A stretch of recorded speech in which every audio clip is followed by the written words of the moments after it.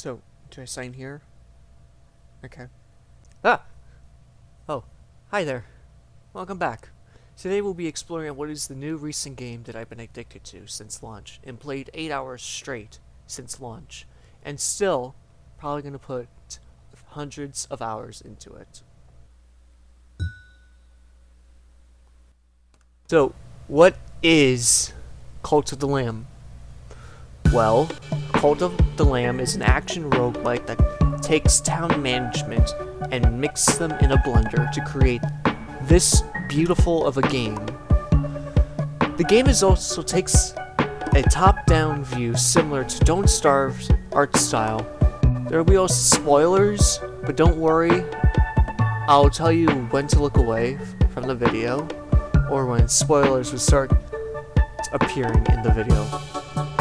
Now, let's get started and boot the game up. So, when we first boot the game, the first thing that you should do is get your local controller, because it is really recommended.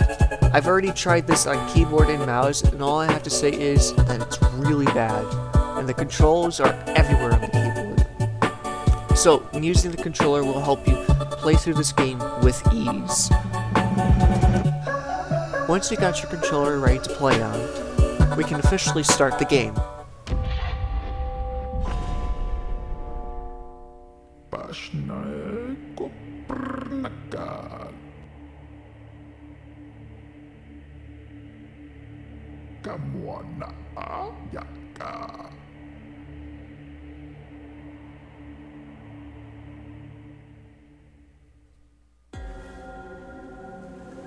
Once we start the game, we're going to be sacrificed because of our war crimes that we had committed.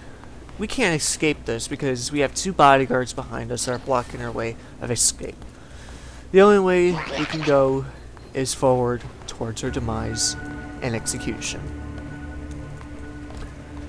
Once we entered the safety circle, our 4 old gods appear because we are officially the last lamb of our kind, and trying to prevent the resurrection of the one who waits, or as I like to call it, the Lamb Dad.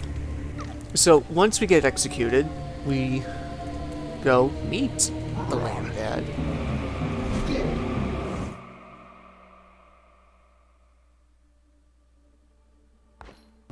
When we approach him, he says, "Ha ha! No, no, no.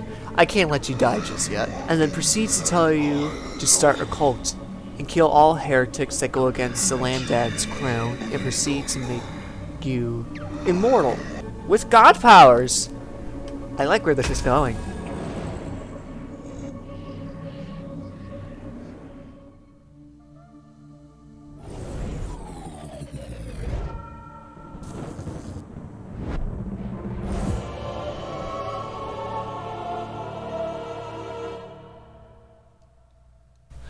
Now, let's kill some heretics from the old faith and escape the safety circle. Now, this is where the game teaches you on basics, on attacking, dodging, etc., obviously. But this will be your main area where the game teaches you some things. Now, when moving around the first area, you might encounter this rat man called Radu. He is one of our followers that worships the Lamb Dad, the old man that will guide you on how to get the cult going. Now, exploring a bit more, you might encounter our card dealer, Kolnek. I think that's how you say it, I'm not sure. Which gives us 1 out of 2 cards he selected from our adventure. Some cards are really good. Other cards, not so much. If you get lucky at the start, you can find wait, no, that's something else. I mean, Fisherman, which can give us access to the docks, which we can fish things for food and other things. Now, the areas are really small, but easy to follow and easy to locate the cards, the path, because above the entrance to the next path if you want to look for the cards, are moons and stars. They will lead to the card dealer, and pillars will lead to the exit. Now, once you get to the end, a map will pop up, and there will be branching paths on which one you can take. Some paths will lead to food, stone, with gold nuggets, lumber, people, market, battles, cards, and a question mark, which is random. But for the very start, it'll be food, stone, lumber, and a person to help you get started off with the game. Once you reach the very end of the map or your journey, you will fight a mini-boss from your journey. This will test your abilities on fighting, dodging enemies, and using curses correctly. Curses? What are those? Well, curses are like abilities that produce high damage attacks depending on what curses you get at the start or later on. Some shoot bolts, AoE poisons, tentacles from heck, 4 tentacles from heck shooting in 4 different directions, and there's much, much more. There's a lot of curses in this game, and more can be unlocked later on in the game. Also, near the end of this video, I'll be doing a tier list on what's probably the best items in the game at this point. So if you want to skip to that part, be my guest, but I would highly recommend you watch the entire video first. Okay, now that we made our way out of the area, we get transported to a cult's safety circle, where we can now begin our cult. The old man, Radu, comes back and tells us how we should convert those and read those stats to see if they're worthy of being sacrificed or becoming a poop dispenser for eternity of their lives, which they will not stop. They will literally not stop pooping. I'm not even joking at this point. There's so much poop everywhere, and on top of that, if that person sees poop, there's a chance that they will vomit, and it could cause a chain reaction, if possible, of endless vomit. This happened to me once for about a whole 3 minutes of cleaning poop and vomit in one spot stacked on top of each other. Now, we can set our members to work on certain things, like cutting trees or mining stones, for now. Then Radu will tell you that we will need some food, because your members can actually starve in this game, and famine can actually happen if you're not properly caring for the food side. Okay, so we're gonna have to run through the dungeons a few more times, because we're running out of resources, and our one member is gonna cut it for the moment. Now, if you go up where you spawned in, that's where the houses will be at, and the areas where we can explore and gather our resources.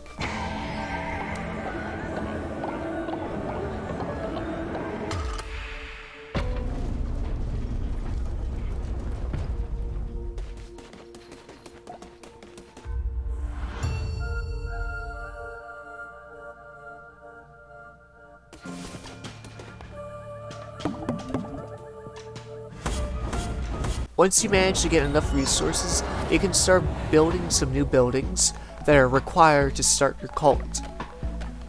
You first build your statue of yourself to create sperm from worship. Once you build it, you can collect it and unlock inspiration, which can unlock buildings once you gather enough sperm.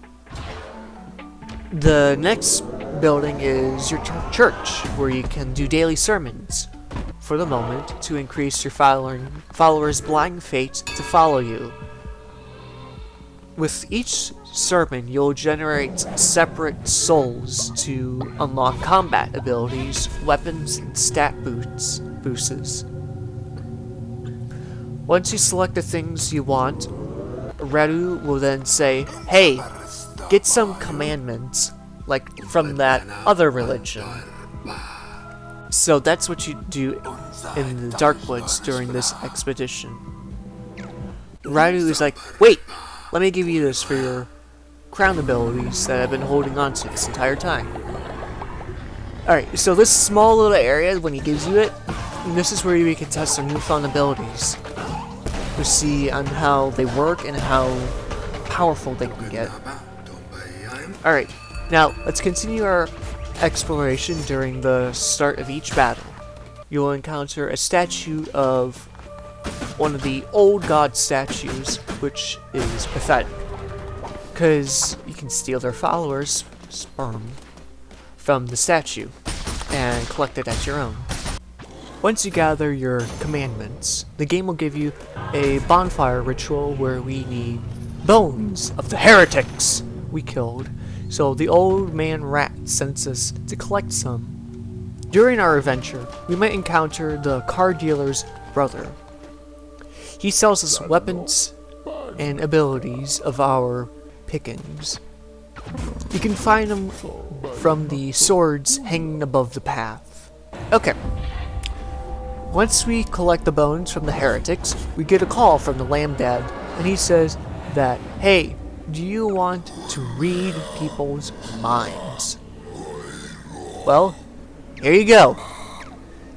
Well, now we know what our followers' deepest and darkest secrets are and how they feel about it. Alright, let's make this bonfire. We must head to the church and commence the ritual.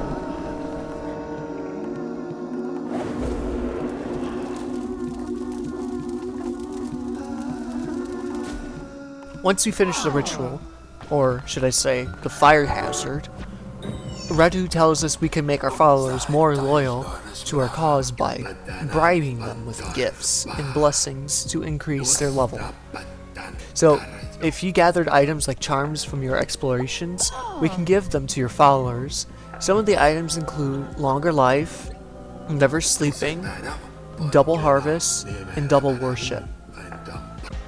There are also items as well, like gifts to increase loyalty, but I prefer to give my charms to people that actually benefit the cause. After Radu tells you how to give gifts and loyalty, he tells us where he lives and goes home and telling us, "Good luck."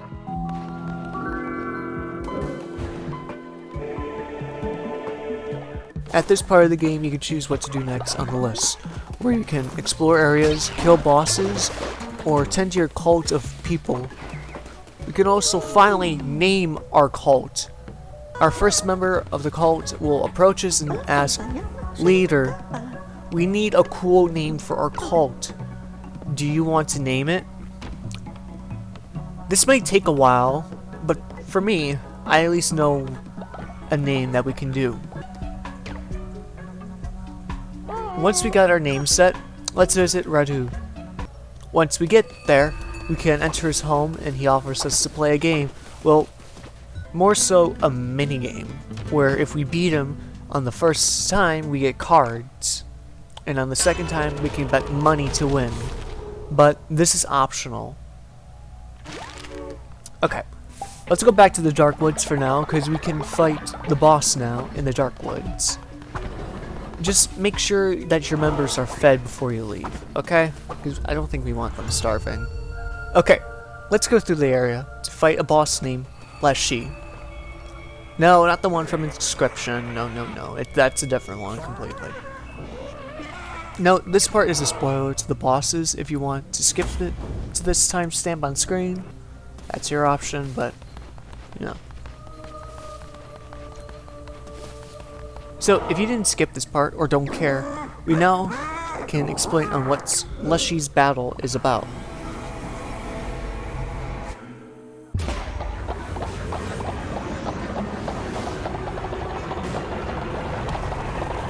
So, Leshy's battle uses the same attacks as normal enemies that we encounter, but it's a lot bigger. Leshy moves underground similar to the spiked diggers when digging. Leshy also summons normal and jumping bushworms. He also shoots out orbs in the general area where you're at, similar to diggers. He also shoots out spikes in either circle or a straight pattern or in multiple directions. There is also him jumping out of the ground, similar to the jumping bushworms.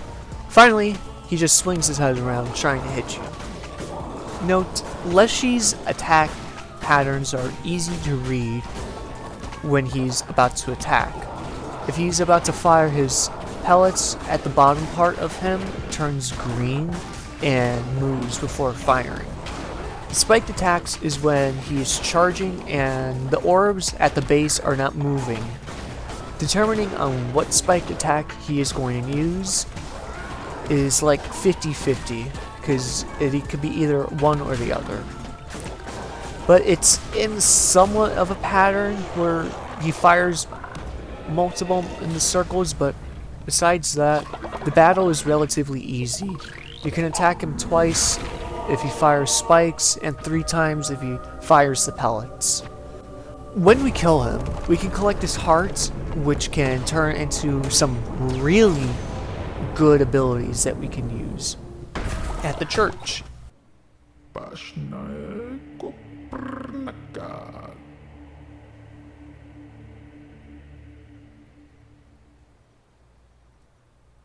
Once we make our way back after killing the god of nature, we need to clean up and feed our people real quick, because they can get sick, and if we don't clean up their poop and vomit, they puke, and okay, you see what I mean. Okay, let's see what the heart can give us. There's resurrection, where if we die on the battle, we can sacrifice a fowler to be revived for a certain amount of health. There's hunger, where eating a meal per day will give us a full shield heart. There is omnipresent, where you can go home anytime but lose 15% of the gear from exploring. And then finally there is darkest heart, where at the start of each run we get a diseased heart, where if we get damaged, all enemies on screen will take damage. But in my personal opinion, I would either take resurrection or omnipresent, because it allows you to keep some of the gear. Once you pick your ability, we can now enter the next area, or we can just go back to the Dark Woods, because there's now a change that happened to the area where the place is now kind of endless, but it's not really endless, where the deeper you go, the more rewards you get out of it. But for now, let us continue to the next area. Welcome to the Mushroom Biome, aka Anora, where this place is ruled by frogs, and only frogs, with some bats and cult people, and fireball spitters. Some of the frogs can spit out bees, which can be very annoying to deal with, because there is a lot of the frogs that spawn in. Now, during your first run, you'll encounter the second old god, Toad Mama, or Keket, where she's like, "You don't scare me," and then proceeds to starve one of our members. Now, this is a no-no, since I'm the only one that is supposed to starve them. But I'll let it slide for this one time, since it's just one member. During our second run, we will encounter some mushroom people, asking for mercy, in return to give us them shrooms. Oh, and they will follow us as well. In the next room, or later down depending on when you get the mushroom people, the other 3 old gods will tell you to bow, but you have the choice of not bowing. We say no. And the rest of the floors are now battle floors. Worth it.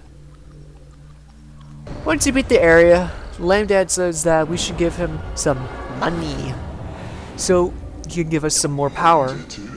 Well, this is basically our way of selling materials or unwanted items to get rich. It's like a quick get-rich scheme that he's giving us. Let's visit the mushroom people. Once we first enter, we are told to meet the leader of this mushroom family.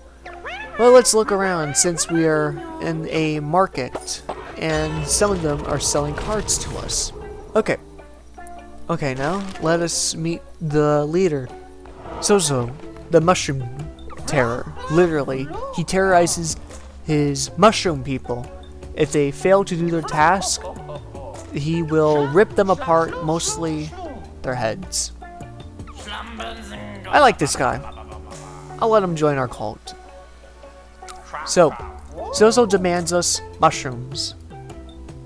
So we must give him 10 mushrooms, because he can help us make our followers more loyal to the Lamb Dad cause. Alright, let's go back to Honora for the third time. When we meet Toad Mama for the third time, she casts a famine on our entire cult, because she's getting a little bit angry and calls us a heretic.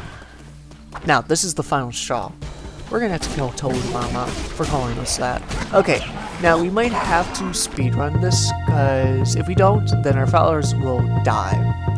And I don't want that happening yet. Once we manage to feed our followers, let's do Zozo's quest. To complete his quest, we need to plant mushrooms, spores, to get the actual mushrooms. It will take about 2 in-game days for it to fully grow. I would recommend building a farmhouse and a seed holder so the followers can tend to the crops, like planting and watering them. Once we got the mushrooms, we can give them to Zozo to get our reward. The first reward is nothing really, but the second one is the brainwashing, where we can lock our followers' faith for 2 days. Now, this is really good, this brainwashing. I actually use it so much recently. Alright, now let's kill Toad Mama. Once we get to the last room, Toad Mama tells us to meet her at her temple.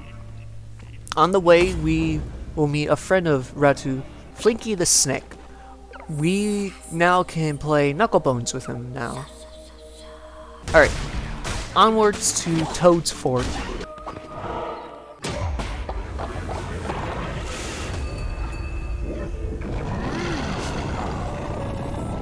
The boss battle is now something. She spawns in little enemies non-stop, so you can ignore the tiny little ones. But when she starts to spawn in bigger enemies, you're gonna have to kill them. Now, her attacks are all projectile based. She uses her tongue to hit you directly where you are standing, really quickly. Another attack that she uses is a motor fire attack, like the frog she spawns in. It can either be in a line, multiple directions at once, like all over the area, or single ones in a rapid succession. Another attack that she uses is a bee swarm, similar to the frogs as you fight along the way to fight her. Now, when she gets low enough, she'll jump out of the arena, and you'll have to fight the 2 big frogs so she can spawn back in. Now, once she gets low enough, she'll jump out of the arena, and you'll have to fight 2 big enemies that she spawns in before you can attack her again. Once you get rid of the enemies and she comes back in, she'll jump back to the very back and charges her tongue attack. This tongue attack is different from the rest because this one can shoot in multiple directions, so I would be ready to dodge it. After we killed Toad Mama, we can now collect her heart.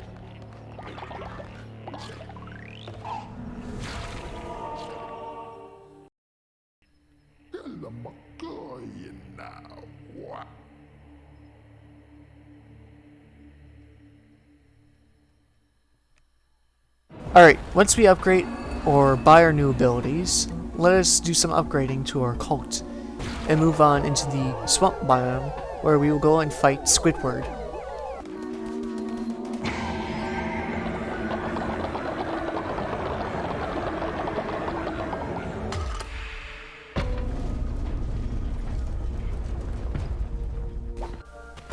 Now, the enemies in the swamp are quick and like to ram and jump in the air, with 2 new cult members, one of them that throws bombs and the other one that is big and wields a massive sword. Some of the enemies are explosive and there are landmines as well, so keep an eye out for them. When we meet Squidward, he is upset and angry for entering in his territory and casts a disease in our cult. So I suggest upgrading your cult till you get the med bay to heal up your people quicker. After that, let us keep on going. During our second trip, we will meet Clunko and Blop as new opponents for our Knucklebone game. Alright, now Squidward is still mad that we entered his area and casts more of a plague onto our cult. And oh boy, it's like 2020 all over again. Let's keep pushing forward. On our third run, we will encounter Plimbo, where he sells antiques to us, or should I say, a smuggler. We now unlock a new area on the map where we can buy certain goods for sale. And Squidward is back and telling us to spare him. Nah, fam, sorry. The Lamb Dad says that I must kill you, cause you gave our cult the COVID. So, sorry. So, let's visit our smuggler before we end up killing Squidward.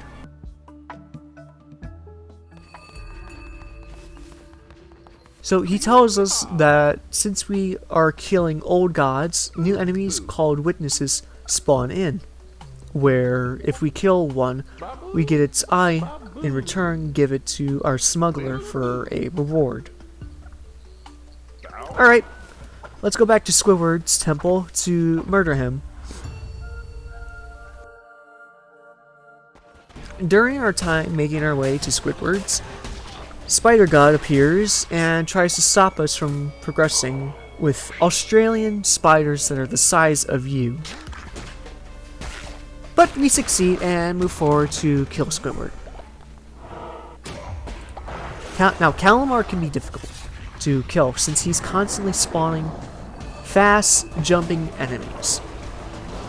So, when we're fighting Calamar, he has 4 different attacks that he uses.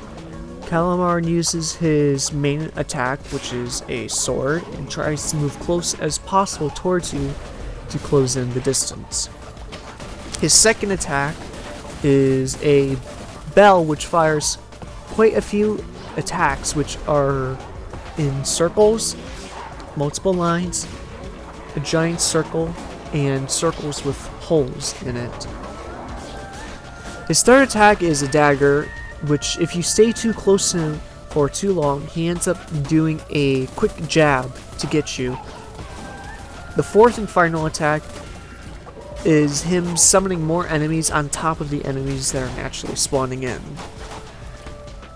Calamar is quite difficult to fight, but don't worry, just use homing missiles to kill him from afar away. Alright, now since we killed Squidward, let's unlock the abilities that we want, and let's do a little bit of upgrading our cult, and let's cure our people.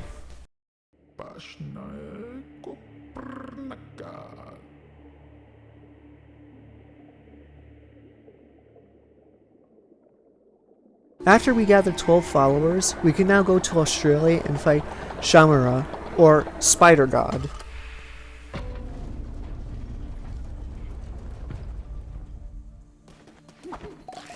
Alright, at this point of the video, there are indeed spiders. So if you are afraid of spiders, please look away or skip ahead. So, welcome to Australia, where spiders are everywhere and cult members can now heal each other.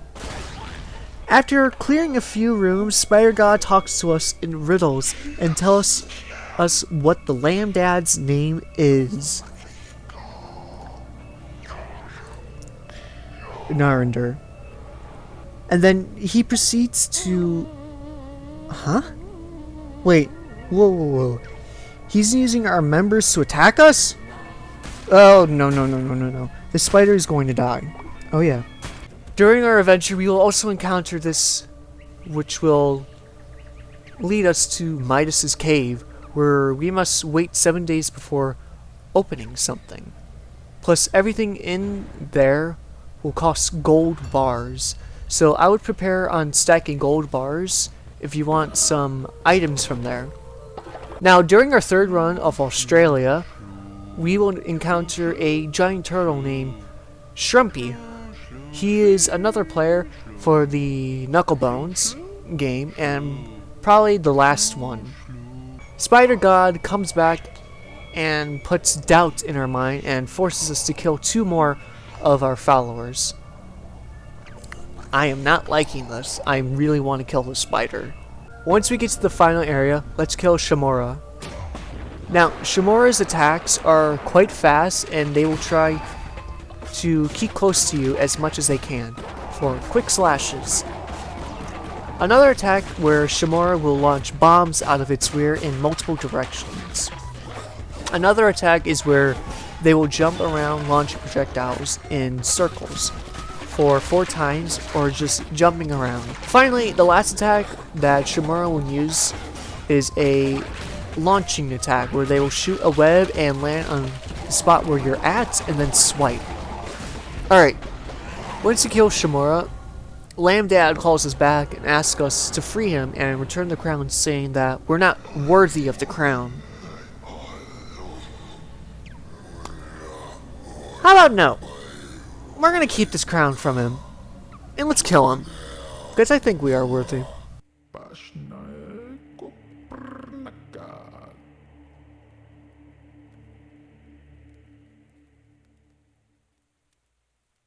Alright, after this point, it's gonna be pure spoilers at this point, because this is basically gonna be the final boss of the entire game.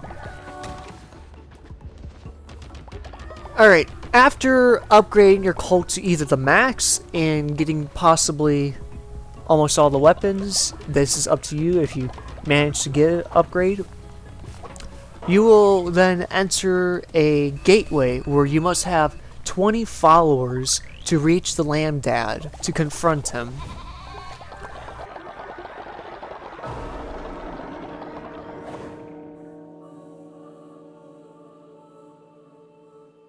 When we confront the Lamb Dad, we must select 3 items that is given to us.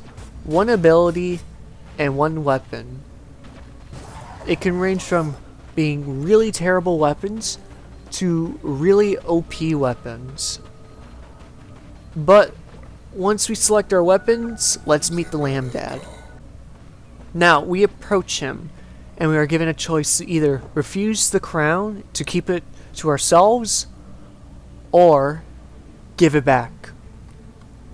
I'll refuse, since he called us weak. Once we refuse the Lamb Dad, he will send out his 2 followers beside him, 1 at a time, to fight us. Yet, they are weak. So Lamb Dad fights us. He mostly uses the same attacks as the other 2, but he is still weak, and we beat him. Now, he claims that we are corrupted, and proceeds to show us his true form from Stranger Things.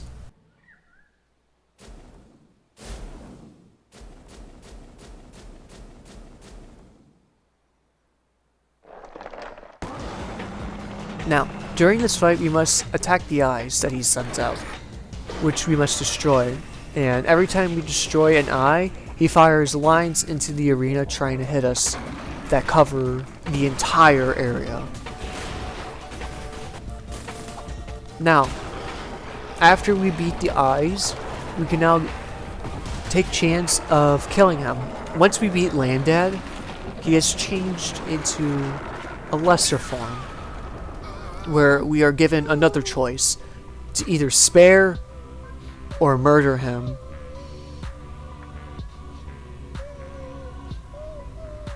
Let's spare him. Now, when we spare him, we basically beat the game at this point. But I'd rather unlock everything.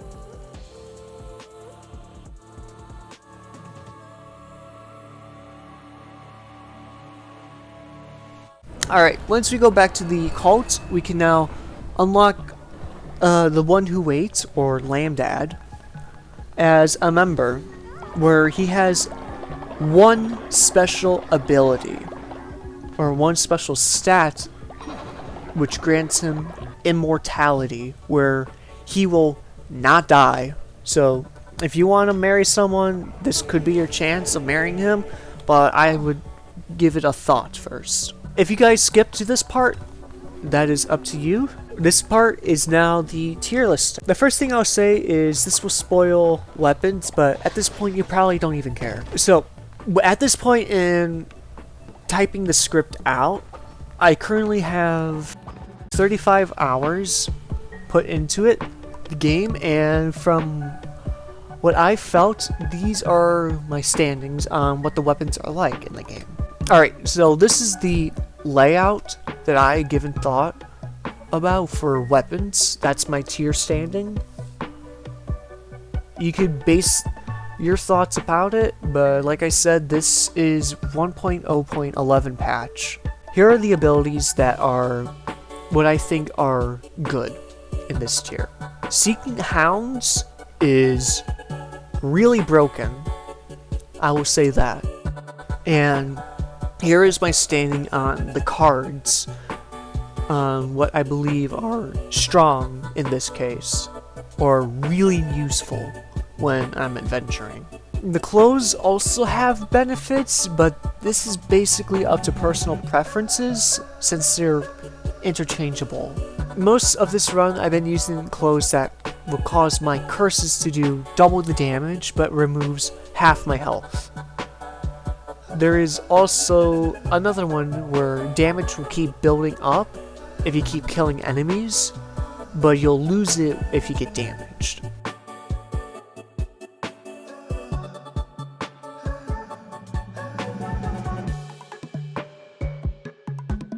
Alright, so besides that, Cult of the Lamb is pretty much up to you on how you want to play it, where sacrificing your followers can break the game, or collect everything like I did and try to 100% it. But the choice is on how you want to play the game. And if you do want to play the game, let's start a cult.